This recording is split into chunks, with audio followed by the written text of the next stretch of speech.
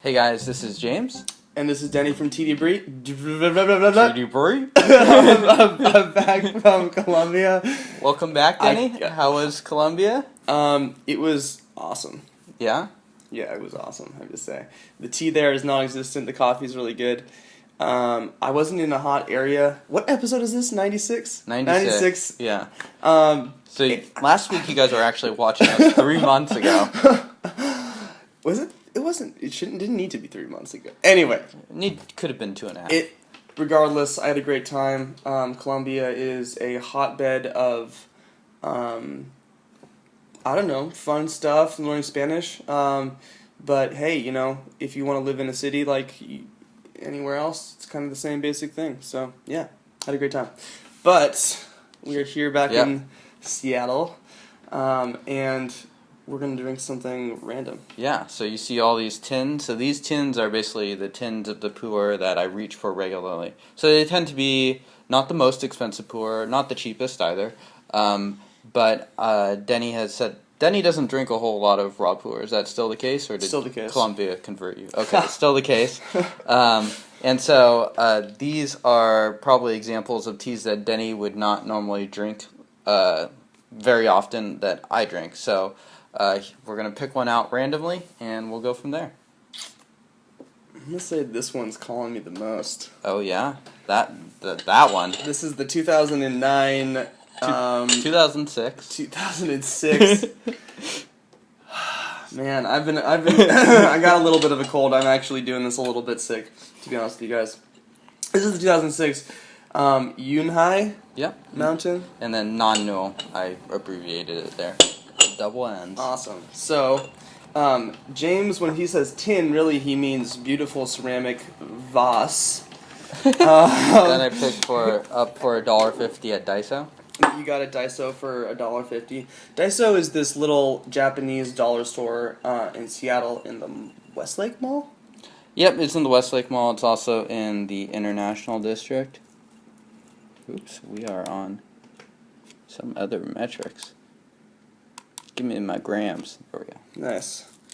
Ounces. How many ounces of tea do you pour at one time? I don't know. This is America, so I should know that, I guess.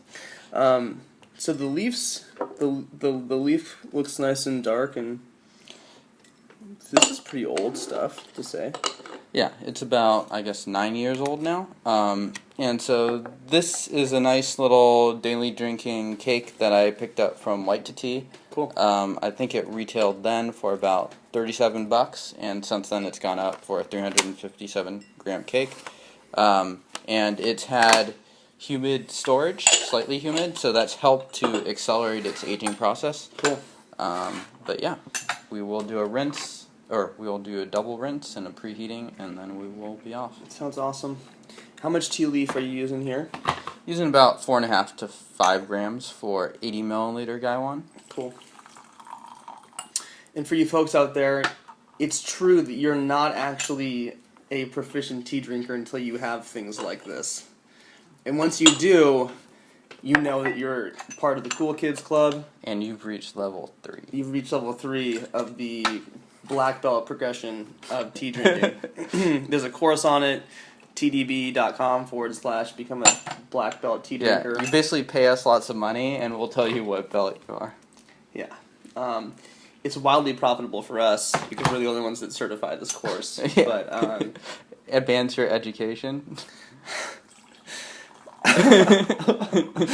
So, it's got, it just, from my terrible sense of smell right now, rocking a lot of petroleum, a lot of your typical raw characteristics, and we'll hopefully find some balance in this because it's a little bit older,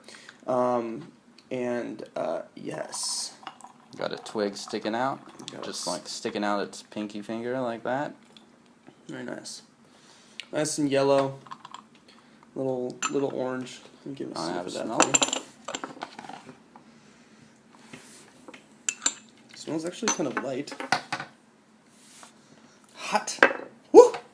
That's warm. Fruity. Interestingly enough, you get kind of more of those red small pit fruits. Yeah, a lot of sweetness. Yeah. I'm looking forward to this. This will be interesting. So you don't think of petroleum, smoky, peaty, really earthy, kind of musky flavors with like plums or cherries or sweet fruit flavors, but why not? You know, why not? Let's give it a shot. And in terms of this particular tea, James, when is it going to show itself the most? When should we expect to see its true essence? I think it brews out fairly consistently for about I don't know, 6 or 7 steeps, and then it starts to die down a little bit. I think a lot of it depends on how you push it. You can definitely push it harder to be a little bit astringent if you brew it for longer. But you can also kind of have a nice little light fruity drink if you want. Cool. Yeah. Let's give it a shot. Yeah. Cheers.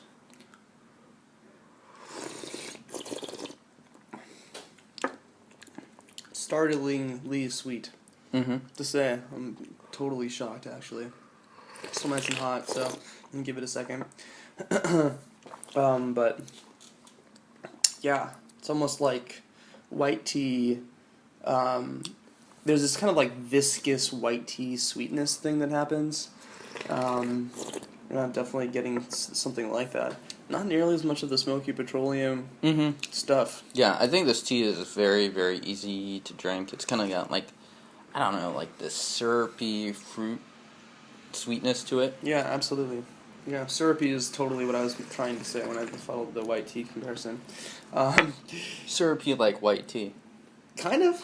Yeah. Yeah, kind of. I like that comparison. I could see it being similar to white tea in terms of texture and stuff like that. Yeah. I mean, it's more bold, and I'm impressed by the body already on this for its first steeping, and I suspect that it's only going to improve. And that thing gets real hot. This is really nice. You could have fooled me about the. I don't know. My taste senses are a little bit confused, but there's definitely, I mean, realistically, there's a lot of raw at the end of this in terms of just that peatiness, that kind of mineral-y, earthy stuff. But this is a little bit more confusing on the front of it. It doesn't taste like a raw pu'erh to me on the front of it. Mm-hmm. So, yeah, let me give it a smell.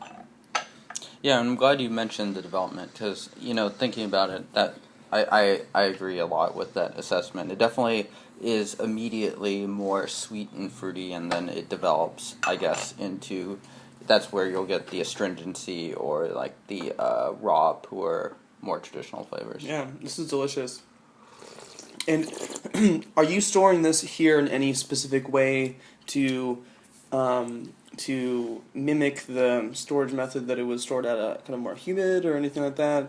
Nope, it's just in there with all the rest of my teas, hanging out. And what's your storage method-ish?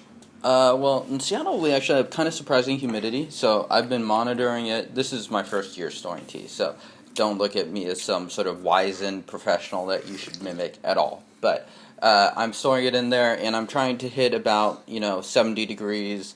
We're indoors, so it's pretty common to be around there, and about 70 relative humidity.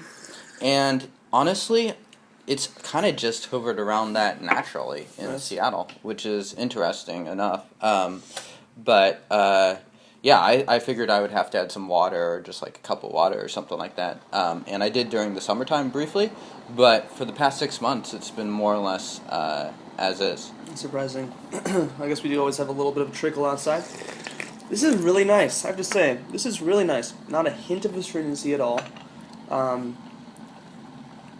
It's not overbearing in any way. There's no sharpness to it. It's pretty just smooth and solid.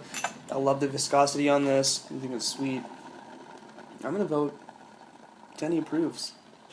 Denny approves of this tea. Denny approves. Pound, like, shatter. Yeah, you pound a gaiwan down, just splatters all over. You would cut everything, too. Porcelain is very sharp. People, be careful. People have died from less. absolutely the case. Absolutely the case. I think it's just statistically speaking, there people have died from lesser evils than porcelain. Yeah. That being said, porcelain is among one of the top 10 reasons that tea drinkers do die from tea-related deaths. Wow. Who would have thought? It's one of those crazy factoids that you right find up there on the with internet. Yixing clay. So I brewed this third steep a little bit longer for about 10 or 15 seconds. So it might have a slight astringent quality to it. Sure, and we're seeing more of an orange come out of it. So let's give it a shot. Cheers.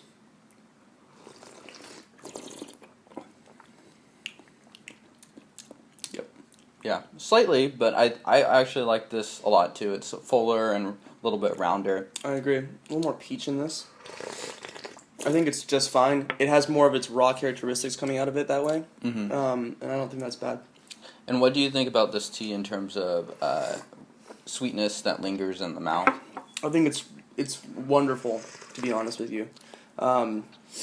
More so than most raws that I've had before, definitely. Yeah, I just think that this is in general one of the sweetest raw pu'erhs that I've had ever. So yeah, I'm enjoying it. And James, if someone wanted to learn more about tea drinkery, what should they do? Tea drinkery. Well, if someone wanted to learn more about tea drinkery, they should hit that subscribe button down below. And they should go check us out on tdb.org. Also go check out White2Te. They have lots of teas like this. They're very curated, so you can find stuff that's kind of interesting, like this tea that's sort of very affordable, but also very, very drinkable on kind of a daily level. Yeah, absolutely. Check us out at tdb.org. Subscribe. Join our newsletter. James is doing the newsletter now. It's happening. It's a thing. It's a real thing, and it's happening. And we'll see you guys next time. Oh, also send us some recommendations for episode 100. Whoa! And until next time, cheers, guys. Yeah, thank you guys for watching.